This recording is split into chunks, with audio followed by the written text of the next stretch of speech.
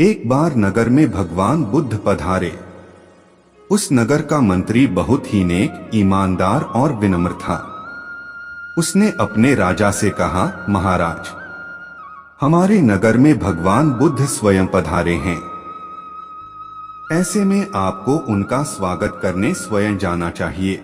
मंत्री की बात सुनकर राजा गुस्से से भड़क गया और बोला, मैं क्यों जाऊं? बुद्ध एक भिक्षु हैं। उन्हें आना होगा तो स्वयं महल में मुझसे मिलने आएंगे। विद्वान मंत्री को राजा का यह घमंड अच्छा नहीं लगा। उसने उसी समय त्यागपत्र लिखा। राजा ने मंत्री का त्यागपत्र पढ़ा। उसमें लिखा हुआ था, मैं आपके जैसे छोटे आदमी की अधीनता में काम नहीं कर सकता। आप में बड़प्पन नहीं है। राजा त्यागपत्र पढ़कर मंत्री के पास गया और बोला, मंत्री, लगता है कि तुमने यह त्यागपत्र गलतफहमी में लिखा है। मैं बड़प्पन के कारण ही तो बुद्ध के स्वागत के लिए नहीं जा रहा हूँ। राजा की बात सुनकर मंत्री बोला, राजन, अकड़ और घमंड बड़प्पन नहीं है। आप शायद भूल रहे हैं कि भगवान बुद्ध भी कभी महान सम्राट थे। उन्होंने अध्यात्म की प्राप्ति हेतु सारा वैभव त्याग कर भिक्षु का पात्र ग्रहण किया है। मंत्री बोला, राजन, आप तो भगवान बुद्ध से बहुत पीछे हैं, क्योंकि सम्राट होने पर भी उनके मन में दया, विनम्रता, नेकी थी। वास्तव में इंसानियत के गुणों से विभूषित मनुष्य ही उच्च अध्यात्म व ज्ञान को प्राप्त कर सकता है। तभी तो भगवान बुद्ध अपने कार्य में सफल हो पाए। मंत्री की बातें सुनकर राजा का घमंड चूर चूर हो गया और वह उसी समय मंत्री के साथ भगवान बुद्ध का स्वागत करने के लिए गया और उनके चरणों में गिरकर उनसे दीक्षा देने का अनुरोध किया। भगवान बुद्ध ने राजा को सहर्ष गले लगाकर दीक्षा देना स्वीकार कर लिया। एक बार गौतम बुद्ध सिंसवा वन में पर्णशया पर विराजमान थे कि हस्तक आल्बक नामक एक शिष्य ने वहां आकर उनसे पूछा, भंते, कल आप सुखपूर्वक सोए ही होंगे? हाँ कुमार, कल मैं सुख की नींद सोया, किंतु भगवन, कल रात तो हिमपात हो रहा था और ठंड भी कड़ाके की थी। आपके पत्तों का आसन तो एकदम पतला है, फिर भी आप कहते हैं कि आप सुख की नींद सोए। अच्छा कुमार, मेरे प्रश्न का उत्तर दो।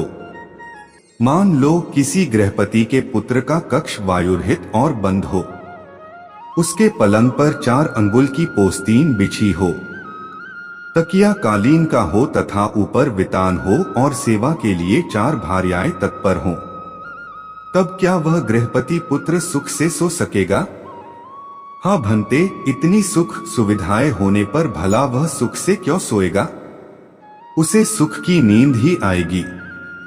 किंतु कुमार, यदि उस गृहपति पुत्र को रोग से उत्पन्न होने वाला शारीरिक या मानसिक कष्ट हो तो क्या वह सुख से सोएगा? नहीं भंते, वह सुख से नहीं सो सकेगा। और यदि उस गृहपति पुत्र को द्वेष या मोह से उत्पन्न शारीरिक या मानसिक कष्ट हो तो क्या वह सुख से सोएगा? नहीं भंते, वह सुख से नहीं सो सकेगा। और यदि उस गृहपति पुत्र को द्वेष या मोह से उत्पन्न शारीरिक या मानसिक कष्ट हो तो क्या वह सुख से सोएगा? नहीं भंते, वह सुख से नहीं सो सकेगा। कुमार, तथागत की राग, द्वेष और मोह से उत्पन्न होने वाली जलन जड़ मूल से नष्ट हो गई है। इसी कारण सुख की नींद आई थी। वास्तव में नींद को अच्छे आस्तरण की आवश्यकता नहीं होती।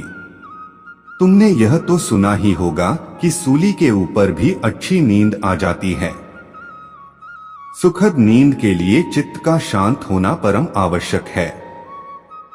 और यदि सुखद आस्तरण हो तब तो बात ही क्या। सुखद नींद के लिए वह निश्चय ही सहायक होगा। एक बार भगवान बुद्ध भिक्षा के लिए एक किसान के यहाँ पहुंचे। तथागत को भिक्षा के लिए आया।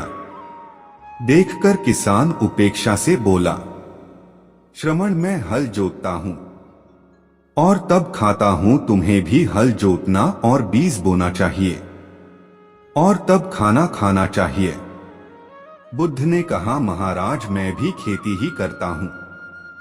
इस पर किसान को जिज्ञासा हुई, बोले, गौतम मैं न तुम्हारा हल देखता हूँ, न बैल और न ही खेती के स्थल। तब आप कैसे कहते हैं कि आप भी खेती ही करते हैं? आप कृपया अपनी खेती के संबंध में समझाएं। बुद्ध ने कहा, महाराज मेरे पास श्रद्धा का बीज, तपस्या रूपी वर्षा, प्रजा रूपी जोत और हल है। पाप भीरुता का दंड है, विचार रूपी रस्सी है। स्मृति और जागरूकता रूपी हल की फाल और पेनी है। मैं वचन और कर्म में संयत रहता हूँ। मैं अपनी इस खेती को बेकार घास से मुक्त रखता हूँ और आनंद की फसल काट लेने तक प्रयत्नशील रहने वाला हूँ। अप्रमाद मेरा बैल है, जो बाधाएं देखकर भी पीछे मुंह नहीं मोड़ता है। वह मुझे सीधा शांति धाम तक ले जाता है। इस प्रकार मैं अमृत की खेती करता हूँ। दोस्तों, ये कहानी आपको कैसी लगी? कमेंट बॉक्स में अपना राय जरूर दें। धन्यवाद।